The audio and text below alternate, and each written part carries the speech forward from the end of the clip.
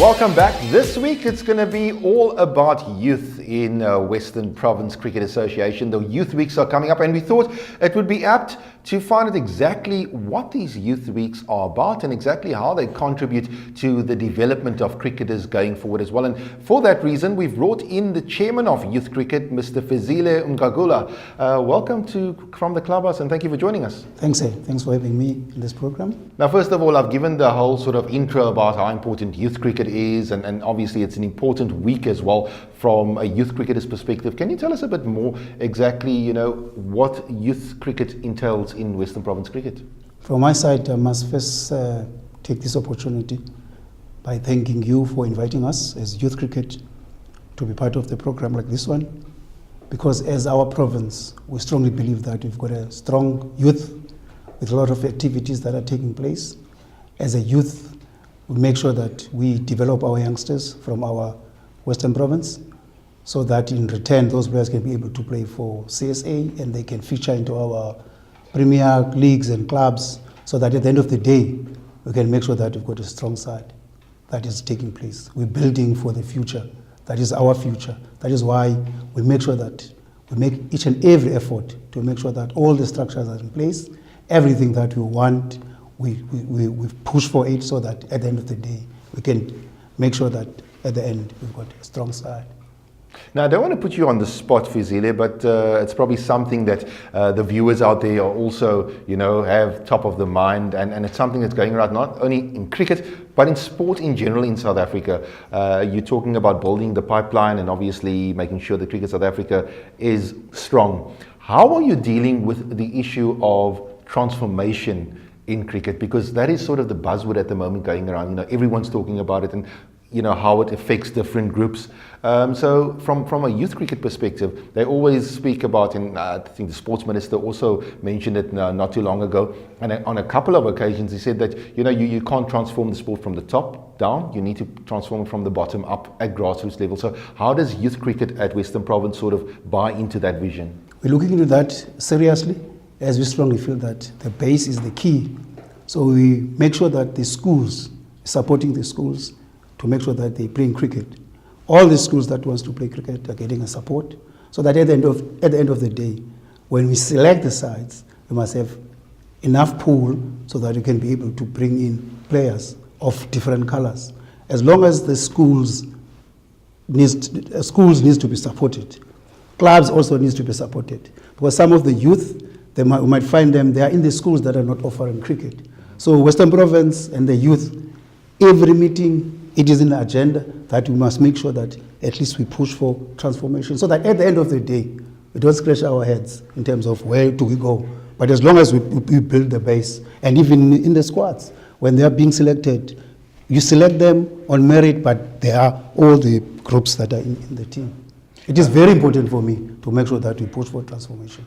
And I can even say in all aspects, the management side, the coaching side, and all that we need to see all of our people being part of the structure. So Fezile, it's obviously a special time in youth cricket coming up now as well. Can you just tell us a bit more about what exactly will you, as youth cricket, will be rolling out in the coming weeks?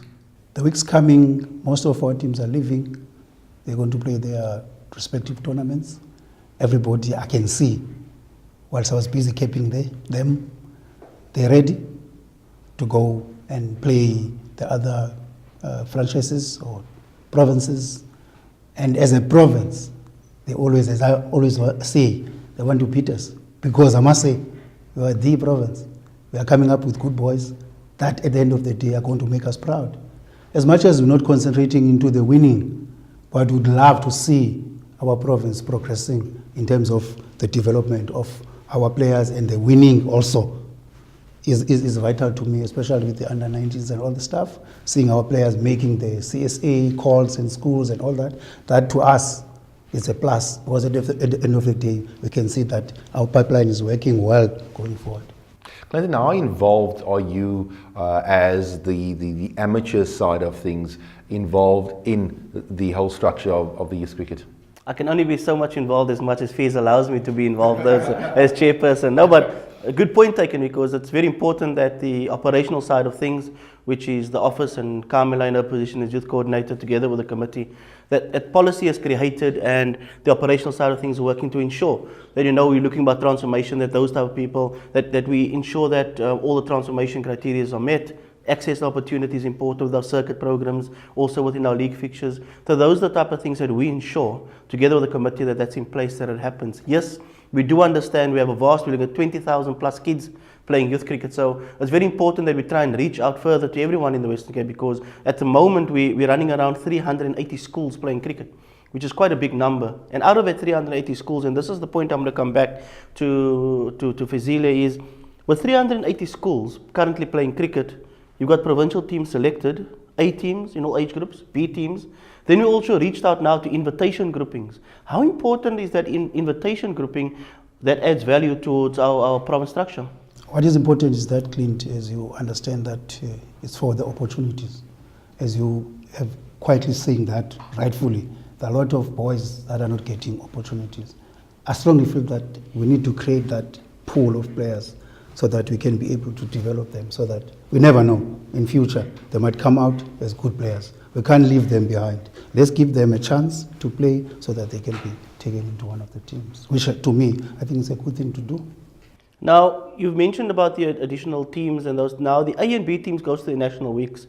The players that are there, they've commenced this weekend past against a tester to the, if I may call it for a better word, that to prepare for the national weeks. Now, they played against SWD and Boland in a Western Cape weekend. Previously, it used to be the Boland Day. Now it's turned into a Western Cape weekend. And out of that, only 2 teams lost for the entire weekend. That is a good step for the tournament. So do you think that the guys will compete once again on the national weeks, and obviously make the province proud? Yes, I must say I did drive around looking into the teams, and I was happy to see our teams doing well. And I'm quite sure that even in the tournaments, they're going to do us proud. And that is another good thing. At least we're playing with Bola and SVDA. It was sort of a good mixture to see how we are, especially as Western Cape now. As you know that we're heading towards that direction now. We're going to talk about Western Cape now in future. But our teams did well, and I'm very proud for that. Now also, as you touch on youth cricket, there's also the component of girls cricket. Now, girls cricket was very strong within the province, and I think we've lost our way a bit in primary and senior high school girls. In the past, we used to have in the region of 40 schools playing, and we found ourselves last season only 12 schools playing, and the emphasis once again is in girls cricket. How important is that component to the youth structure? We definitely need to look into that seriously, because girls also are part of our structures. And I was also happy when you introduced the games that are being played through Ezra in the townships, where the under-13s are starting, even at my school and Stanley School and the other schools. Guys are so committed to see to it that at least we develop a nice pool of girls. And I must also thank you from the province side, because you supported us in terms of the transport and the equipment and all the stuff, and the coaches that are moving up and down. I was sitting now at my school, I saw one guy saying, "Sir, I've come to coach girls." I was very happy to see to it that at least there's someone who's going to look after the girls, so that in future we can go back to where we belong in terms of girls. Really, we used to be strong, but I'm quite sure that with this, we're going to move forward a bit. Now, Brandon, Faiz touched on a very good point, is that what is important is coaching and opportunity within those schools. And currently, we're running with 24 coaches out there, only coaching girls cricket in the township. I mean, that can only bring us good results at the end of the day. Fezile, thanks for joining us. I'm sure we'll be keeping an eye on not only the youth weeks going up, but also you've given us a time frame now, 2 years. So we'll be obviously keeping an eye on who those girls cricketers are that are coming through. And I'm sure you'll get lots of success. You seem very passionate about developing cricket going forward. And yeah, we wish you everything of the best. That was Mr. Fezile Mngakula. He is the chairman of youth cricket. Coming up after the break, we have a special report, and please stay tuned. You'll want to see this. Hi, I'm Wallace Abatane from Durbanville Cricket Club, and you're watching from the Clubhouse.